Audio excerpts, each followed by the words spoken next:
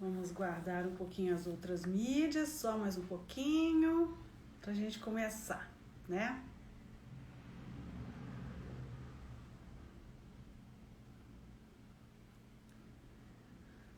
Bom, hoje é quarta-feira, né? A nossa aula hoje é a respeito do estudo de curto-circuito, seletividade e coordenação das proteções. Depois daquela aula que eu falei a respeito do cálculo, né, estimado da corrente de curto-circuito, todo mundo ficou me pedindo para falar a respeito desse estudo de curto-circuito. O que eu quero ressaltar é que este estudo é um nicho da engenharia elétrica muito importante, muito requisitado, e você, engenheiro eletricista, pode, assim como o painel elétrico também é um item importante requisitado, né? Você também pode se especializar nessa parte de estudo de curto-circuito e coordenação das proteções, seletividade e coordenação das proteções. É um nicho muito interessante. Então, como as pessoas todas me pediram muito para falar a respeito disso, eu não vou te ensinar aqui a fazer os cálculos. Eu vou falar a respeito desse assunto apenas, tá bom? Então, por que a gente precisa fazer esse estudo, né? Para que serve esse estudo? Muitas pessoas me perguntam, para que serve, por que precisa, quantas vezes eu tenho que fazer isso, que jeito que é isso, né? As indústrias, principalmente, são as que mais precisam de fazer estudo de curto-circuito, seletividade e coordenação das proteções. Vocês verão que esses dois assuntos, estudo de curto-circuito, estudo de seletividade e coordenação das proteções, eles são entrelaçados, né? Um está entrelaçado no outro.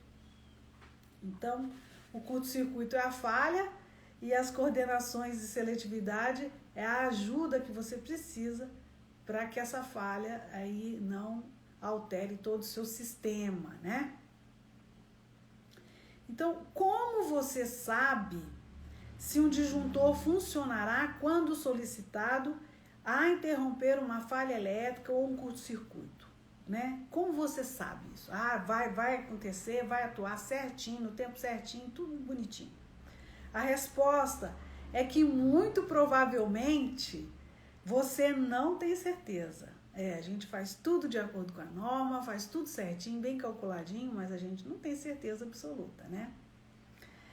Se correntes muito altas, excepcionalmente altas, excederem a capacidade dos dispositivos de proteção no sistema elétrico, um curto-circuito pode fazer com que os dispositivos explodam como uma bomba.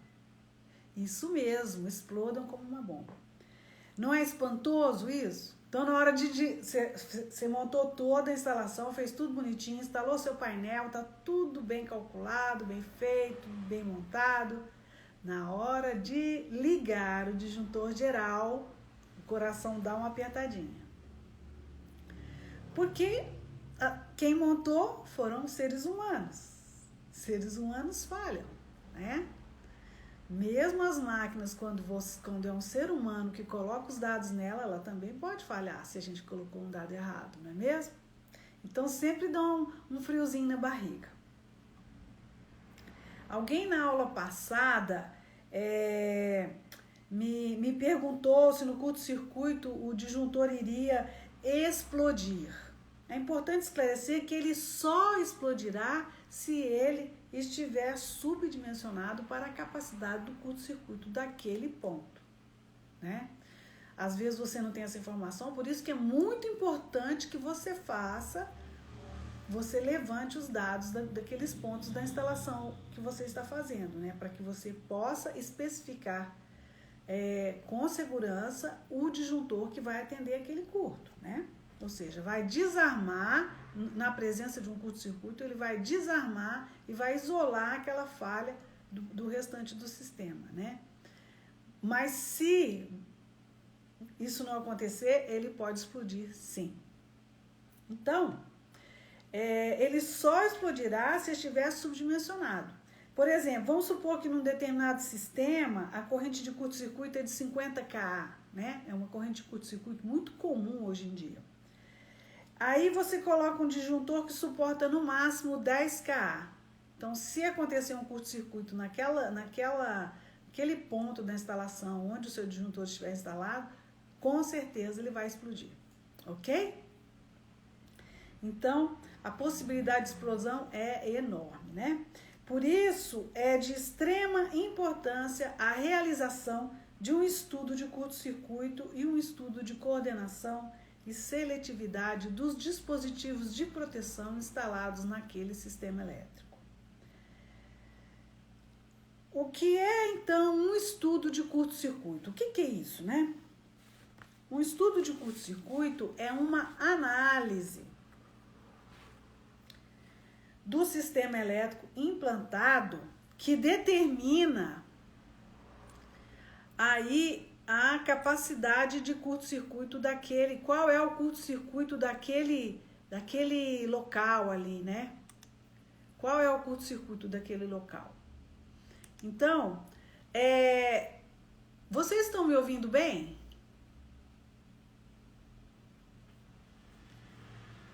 Então, a partir da análise do sistema elétrico implantado, né, que você implantou, que você projetou, que você vai trabalhar nele lá, é que você determina a magnitude das correntes que fluem durante uma falha elétrica. A comparação desses valores calculados com as classificações dos equipamentos, né, é o primeiro passo para garantir que o sistema de energia seja protegido com segurança. Então, você vai fazer a análise do sistema implantado, todos os equipamentos, vai fazer o cálculo e, a partir daí, você faz a comparação. Se os equipamentos instalados, junto com o cálculo, se um bate com o outro ou se há alguma divergência, certo? Uma vez que as correntes esperadas de curto-circuito são conhecidas, um estudo de coordenação das proteções precisa ser realizado para determinar as características, classificações e ajustes ótimos dos dispositivos de proteção do sistema de potência. Então, você faz um estudo de curto-circuito, depois você faz um estudo de seletividade e coordenação para que as proteções possam atuarem de maneira coordenada, né? De maneira em que um não interfira no outro, certo? Então, como é feito um estudo de curto-circuito? Ele pode ser feito em uma instalação elétrica, né, nas seguintes etapas. Primeiro, coleta de dados. Eu preciso fazer um estudo de curto-circuito. Então, a primeira coisa é fazer a coleta de dados. Isso pode ser feito lá no local da instalação, porque às vezes o seu cliente não tem os datasheets dos equipamentos, não tem o diagrama unifilar, não tem os projetos dos painéis, não tem o projeto de instalação elétrica. Então, você tem que ir lá no local fazer a coleta de todos os dados. Qual que é a entrada, qual que é a tensão de entrada, quais são os transformadores, quais são os disjuntores primários, quais são os disjuntores secundários, quantos painéis estão instalados secundários, quantos são esses transformadores, qual a capacidade de cada um, tudo a respeito daquela instalação. Ou então você pede para o seu cliente esses dados, ele te manda tudo que ele tiver e o que faltar você pode coletar no campo ou pode pedir para o seu cliente coletar lá também. Hoje em dia é muito difícil as instalações não terem projetos, né? O pessoal está ficando cada vez mais consciente da necessidade de se ter um projeto e de manter isso atualizado, né? Então, você pode analisar os datasheets de todos os equipamentos daquela instalação, né? Pode analisar o diagrama unifilar que o seu cliente mandar, todos os projetos que o seu cliente mandar, ou então fazer a coleta no campo, né? O ideal seria você receber no seu escritório toda essa documentação e analisar lá, né? De posse de todos esses dados, né? Você faz uma tabela E a partir dessa tabela você gera um diagrama unifilar, se o seu cliente não tiver. Ou se ele tiver um diagrama unifilar desatualizado, você atualiza de posse todos esses dados, você pode atualizar o diagrama unifilar dele, né? Onde você vai mostrar como todos os componentes estão sendo conectados ali dentro daquele sistema elétrico, né? Então, se ele já tem unifilar, ótimo.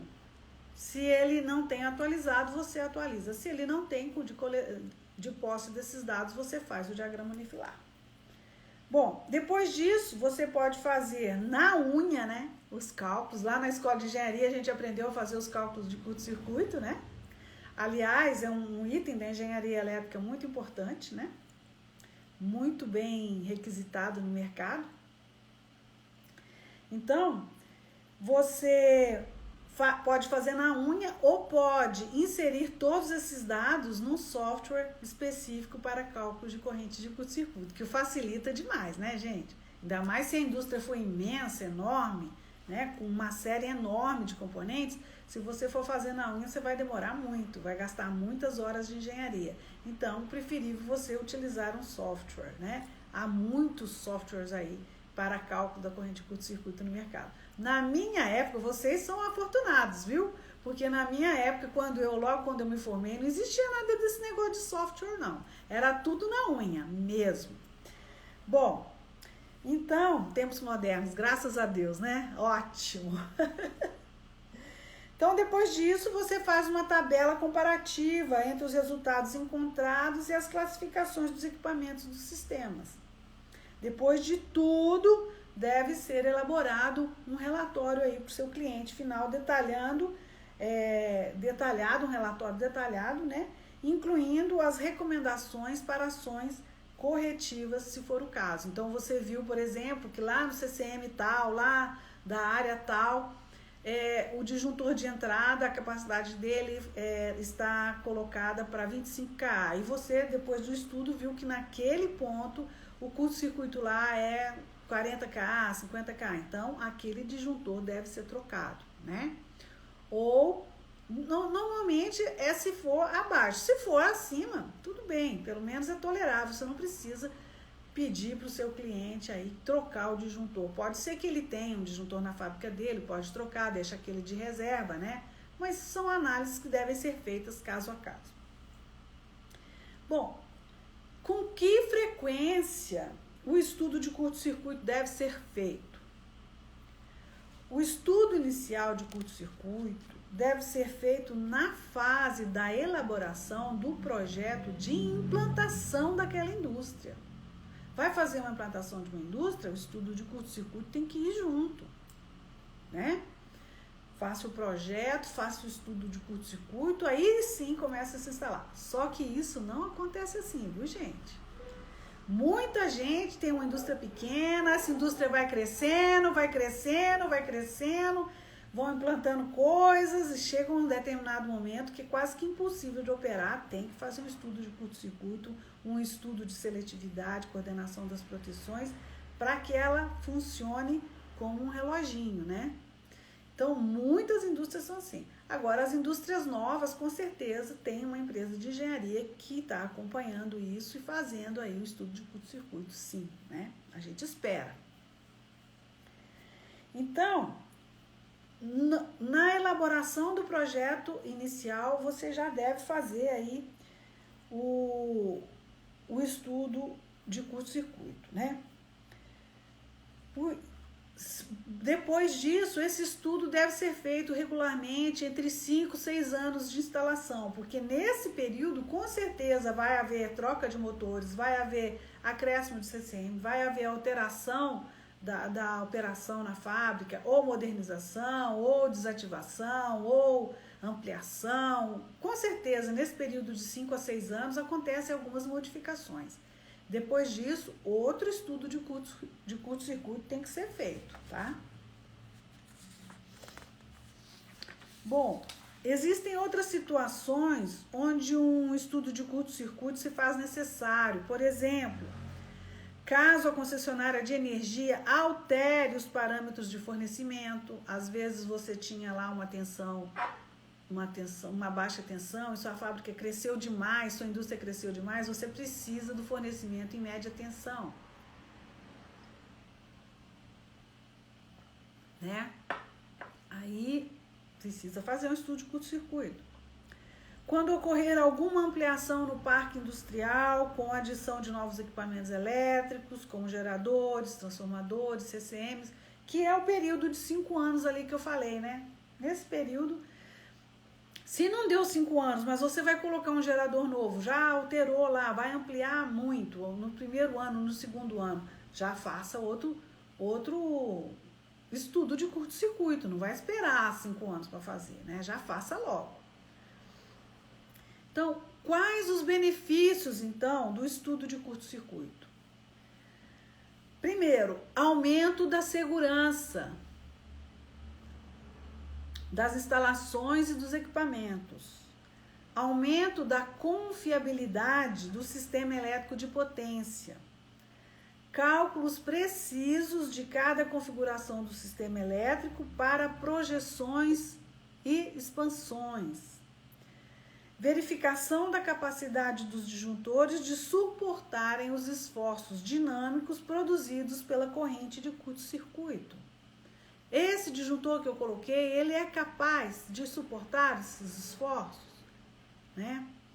Às vezes ele tem lá a corrente nominal adequada, ele tem lá a capacidade de curto-circuito que eu preciso, mas as curvas dele de disparo, ou de acordo com a fabricação, a parte mecânica de acordo com aquele fabricante, a parte mecânica suporta menos manobras do que outro tipo que talvez eu precisaria, né? Então, esses esforços dinâmicos aí produzidos pela corrente de curto-circuito precisam ser suportados sim por esse disjuntor. Tem fabricante que tem a mesma corrente, a mesma capacidade de curto-circuito, mas o disjuntor não suporta os esforços dinâmicos da corrente de curto-circuito. Esses dados têm que estar lá no catálogo, né, no datasheet de cada componente. Então, e os benefícios do estudo de curto-circuito também é que ele atende, né, aos padrões das normas ANSI, EC 60909 e a EC 61363. Então, você tem certeza que a sua indústria, a sua fábrica, o seu projeto está de acordo com as normas, né? Então, é muito importante que você faça o estudo de curto-circuito, sim. Se você é a pessoa que vai fornecer esse estudo de curto-circuito, ou você trabalha numa empresa que precisa, você é um engenheiro eletricista daquela indústria, você recomende, né? Precisamos fazer um estudo de curto-circuito. Se você é um engenheiro eletricista que presta serviço para aquela empresa, também pode recomendar. Você pode fazer ou recomendar que a empresa contrate uma outra empresa de engenharia para fazer esse estudo. Esse estudo é um item muito importante para a indústria e ele deve ser feito com total responsabilidade e total conhecimento. A gente aprendeu isso na escola, mas se a gente não coloca em prática, acaba esquecendo. Se você me pedir para fazer um estudo agora, por exemplo, eu com certeza vou ter que voltar lá nos livros para poder fazer, né? Ou então eu compro um software, né? É mais fácil, não é mesmo? Bom, falamos do curto-circuito, né? Agora, do estudo de curto-circuito, agora vamos falar da coordenação e seletividade das proteções. Então, agora eu já sei qual é o curto lá da minha fábrica, né? Estudei, fiz a coleta, fiz o diagrama unifilar, já sei tudo direitinho, já sei quais os pontos, em quais pontos, qual é o curto de determinados pontos, né? Então, eu vou fazer, então, o estudo da coordenação e seletividade das proteções. Primeiro, antes de tudo, né, quais são os dispositivos de proteção numa indústria, numa casa ou num comércio, né? Esses dispositivos são fusíveis, disjuntores, relés de proteção e transformadores de corrente. Estes são os dispositivos de proteção. Que eu estou falando de dispositivo de proteção, né? Então são esses. E quais são os equipamentos a serem protegidos na indústria? São os motores, os transformadores, os geradores e os cabos. Esses são os equipamentos que devem ser protegidos numa indústria. Fala, cabo? Gente, tem cabo tão caro que dá para você comprar aí uma mansão, de tão caro que é. Então, a proteção deles é muito importante. Fala, não vou protege, tem que proteger os cabos, tá? Então, o que é isso, né? O que significa seletividade e coordenação das proteções, né? O que é essa coisa?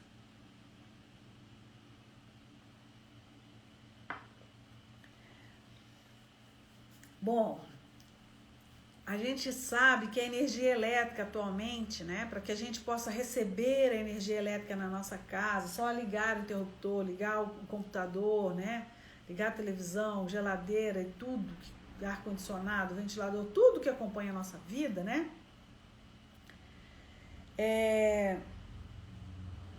E para que essa energia chegue nos diversos setores da nossa sociedade, né? Hospitais, no comércio em geral, iluminação pública, shoppings, tudo, né, gente?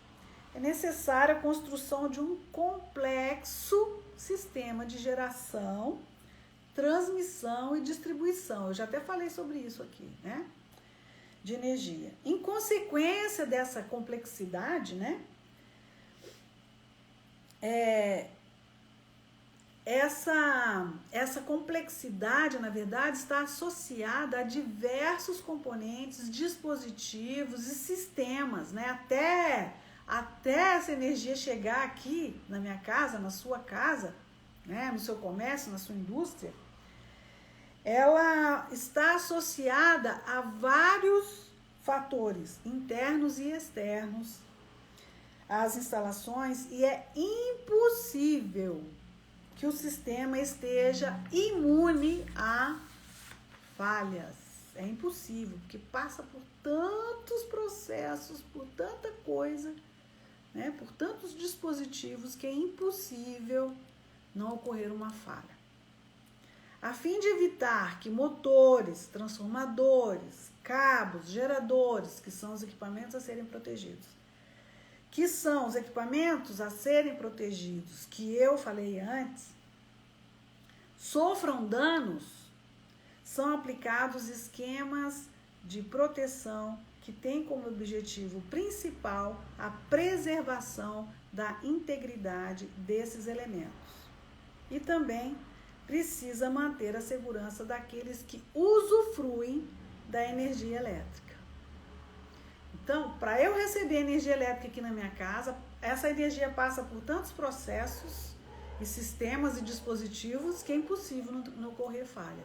E para que os equipamentos numa indústria principalmente não sejam danificados, é importante aí você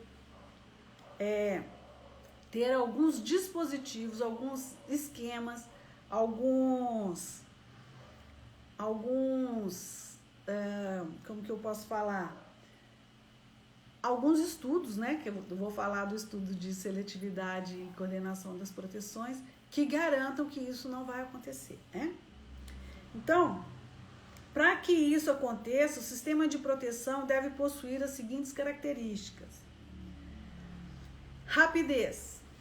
Deve atuar no menor espaço de tempo entre a detecção da anomalia e a extinção dela. Então, o seu sistema tem que estar preparado para isso. Não adianta detectar a anomalia e ficar lá dias, meses para consertar. Não, detecta e já isola, né? E já extingue, já resolve aquela anomalia. Seletividade. Evitar que as partes não faltosas do sistema sejam desligadas indevidamente. Isso aí é um problema sério para a indústria, tá? Desligar partes que não precisam ser desligadas. Segurança, garantir que somente as partes defeituosas sejam desligadas. É um pouco redundante da de cima, mas a seletividade tem a ver também com segurança, né?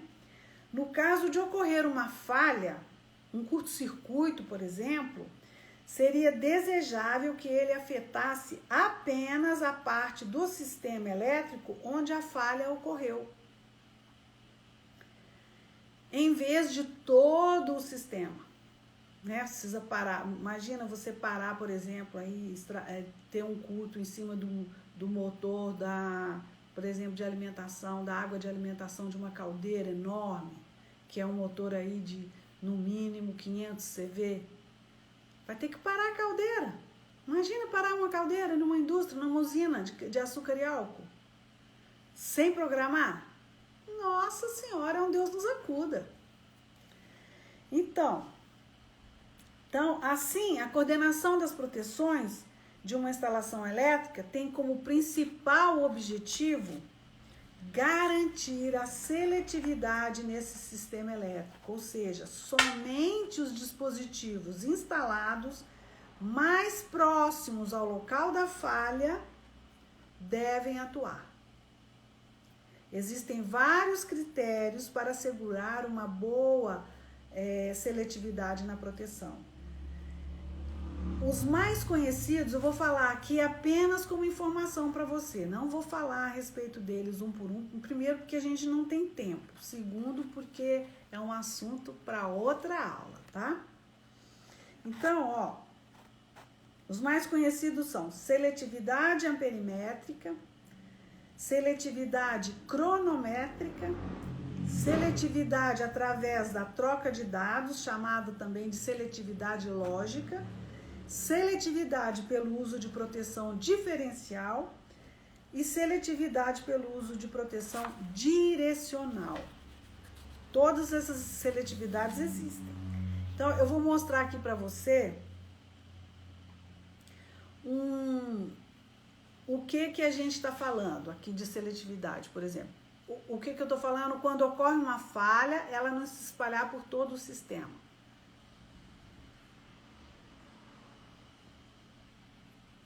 Aqui, ocorreu uma falha nesse ponto. Não sei se vocês estão enxergando bem aí, Aqui é o ponto D, ocorreu uma falha ali. O ideal, com estudo de seletividade, somente esse disjuntor da área D aqui, atue. Somente ele. Então, ele atua e isola a falha. Não precisa mais. Os outros, a falha acabou, os outros ficam apenas na vigília. Não precisa atuar. E vamos supor que esse disjuntor D não atuou por algum motivo. Ele não enxergou a falha. O disjuntor C tem que atuar. Aí ele vai isolar uma área maior, tá vendo? O ideal seria que somente esse primeiro circuitinho aqui seja isolado. Nem esse outro aqui do ladinho dele não isola, só esse daqui, Então, por isso que você precisa de um estudo de curto-circuito, seletividade das proteções, um estudo de coordenação e seletividade das proteções, para quê? A coordenação para que esse atue antes desse. Porque se esse atua, ele vai me tirar todo esse sisteminha fora. Imagina se não tem coordenação nenhuma e esse aqui enxerga a falha, é um baita de um disjuntor aí, né? Ele enxerga a falha primeiro do que esse, tá tudo descoordenado aqui, os tempos tudo descoordenado. Esse aqui atua, olha, me tira todo o sistema. Eu fico totalmente sem serviço. Então é necessário que se faça, sim, um estudo de coordenação para que isso não aconteça, né? Vamos tirar aqui.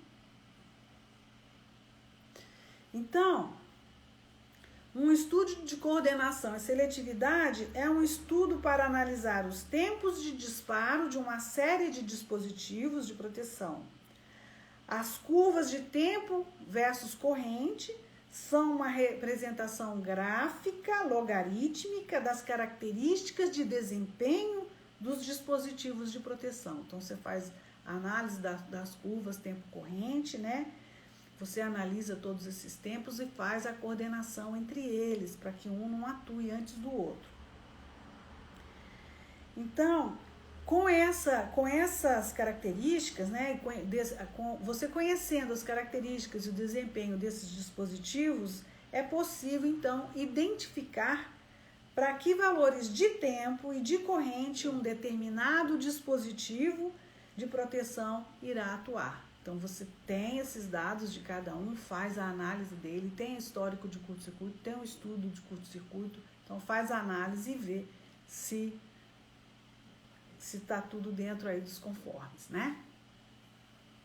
A seletividade, então, é o isolamento de um circuito com o ponto de falha, né? Sem perturbar nenhum dos outros dispositivos de proteção no sistema. Isso é o ideal, né, gente? Então, se você faz um estudo de coordenação e seletividade, seguramente você vai conseguir isso daí.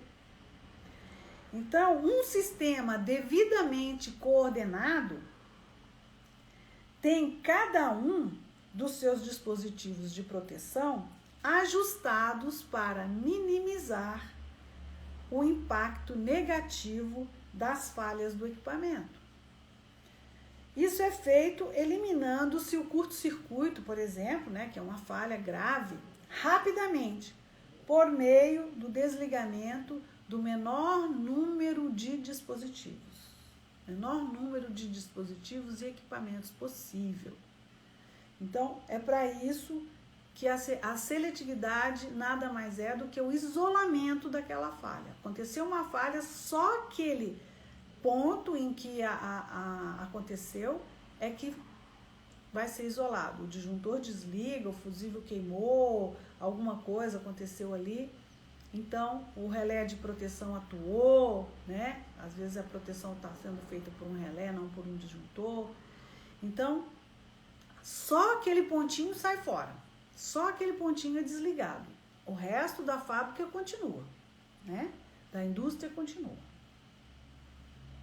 Aí então você vai me perguntar: eu preciso mesmo de um estudo de coordenação e seletividade, né, dos dispositivos de proteção? Bom, estou te mostrando que precisa sim, né? Mas algumas pessoas falam: não, isso aí é muito caro, isso aí é bobagem, né? Não preciso não. Bom, a maioria dos sistemas de distribuição de energia elétrica numa indústria, num comércio, nas nossas casas, né? Nas nossas casas nós não vamos fazer, né, gente? Porque às vezes o estudo fica mais caro que a nossa casa.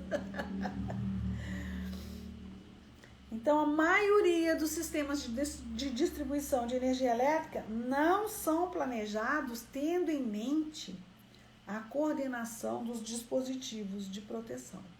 Você acredita isso? Isso não sou eu que estou falando, não. Isso aí são os dados de revistas que eu leio, o Mundo Elétrico, por exemplo, né? Eletricidade Moderna, eles que falam isso aí, né? Então, eles são feitos sem ter em mente que é necessário ter a coordenação de proteção. E pode falhar na coordenação adequada dos dispositivos de proteção. Falhas em equipamentos como motores de indução podem facilmente resultar em uma queda da energia da planta inteira. Deu uma falha lá no motor, um curto-circuito em cima de um motor, começou a desligar e foi desligando, não tem coordenação. Lá de cima, lá o primeiro lá do quadro de distribuição desligou a planta toda, virou aquele furdunço. Então, é muito importante que se faça um estudo de seletividade e coordenação das proteções de uma indústria, principalmente. De uma indústria, de grandes comércios, grandes varejos, né? Os varejões, os shoppings, hospitais, tudo isso é muito importante ter a coordenação. E as indústrias de maneira geral, né? Elas usam bastante, viu, o estudo. Um estudo de coordenação dos dispositivos de proteção pode ajudar a evitar que isso aconteça. Exatamente, que toda a fábrica, toda a indústria pare, que todo o sistema de energia de uma planta inteira fique desligado. Isso aí vai ser um transtorno, né? Então, se para uma indústria, você imagina na distribuição de energia elétrica de um país, né? Todas essas plantas de geração e todas essas linhas de transmissão, mas isso com certeza as empresas, né, de geração de energia, com certeza elas têm esse estudo muito bem feito na pontinha do lápis, né? Pontinha do lápis é modo de dizer, né? Com software muito bem feito, né? Então, você já tem aí em mente quais são os benefícios, né, do estudo de coordenação e seletividade, né? Já tá mais do que demonstrado aí os benefícios, né? De tudo que eu falei, né? Um estudo de coordenação e seletividade dos dispositivos de proteção mostrará os valores possíveis e prováveis das correntes de falta dentro de um sistema e mostrará os curtos-circuitos e as falhas que ocorrerão em seus fusíveis, disjuntores e nas operações de sua instalação.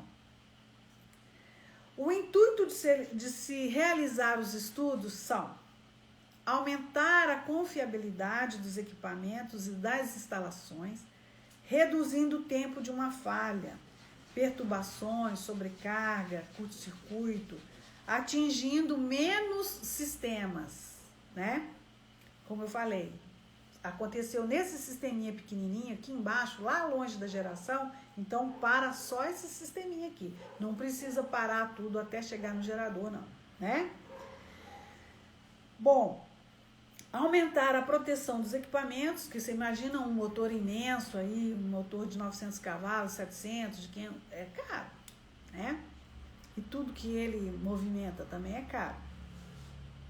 Então, aumentar a proteção dos equipamentos, aumentar a segurança dos operadores, eliminando arcos elétricos e limitando o tempo de operação das proteções, ficar operando muito toda hora as proteções atuando, né? Primeiro que vai reduzir o tempo a vida útil desses equipamentos, né? E segundo, porque tem uma falha grave que uma hora pode acontecer uma coisa pior, né? Garantir a coordenação dos dispositivos de proteção, definindo o dispositivo para operar com trip sequencial. Qual dispositivo vai operar primeiro, qual vai operar segundo e assim vai, né? Evitar danos, identificando equipamentos sobrecarregados. Exatamente, né? Um equipamento que toda hora começa a parar, tem algum problema ali, né? Então, tudo isso, estudo de curto-circuito, estudo de seletividade, coordenação das proteções, tudo isso também, principalmente, eu preocupei em falar a respeito disso para vocês, pensando que um dos fatores, né, que mais impactam na produtividade, pensa bem na produtividade de um país inteiro, né, de todas as indústrias de um país, né, indústrias que exportam, indústrias que produzem alimentos, vestuário, equipamentos de maneira geral, né, insumos, tudo, imagina, pensa bem nas indústrias de um país. Então, um dos fatores que mais impactam, né, na produtividade de uma indústria é o bom funcionamento de todo o seu sistema de operação. Né, que tudo funcione coordenadamente, muito bem, sem paradas, sem serem as paradas programadas, né, paradas emergenciais. Isso aí é uma tristeza. Então, isso porque quando as máquinas estão paradas, a linha de produção cai bruscamente, né? Isso é óbvio. E a empresa deixa de gerar valor. Isso aí é a morte para uma empresa, para uma indústria, né? Parar de gerar valor, né? Eliminar, então, o tempo de parada por completo é utópico, né? Falar, não vamos ter parada, é utópico, sempre acontece alguma coisa, né? E é impossível de ser alcançado, né? Os equipamentos têm falhas nele, eles também têm vida útil que se acaba, né? Então para eliminar esse tempo de parada, não eliminar totalmente, mas pelo menos reduzir ao máximo, né? É essencial para que a fábrica atinja uma operação cada vez mais proveitosa, é essencial que se faça esse estudo. esses dois estudos, né? Então, eliminando aí ou minimizando ao máximo paradas desnecessárias. Imagina parar uma fábrica inteira, né? Não pode de jeito nenhum. Eu acho que um dos maiores temores dos donos de uma fábrica de produção é realmente a fábrica parar por um defeito, né?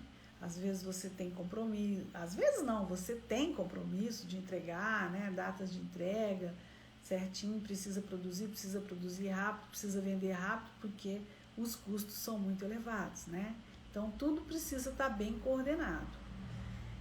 Então, mesmo em empresas que não operam em tempo integral, é muito importante otimizar os processos e as manutenções, para que falhas e paradas aconteçam com a menor frequência possível, né?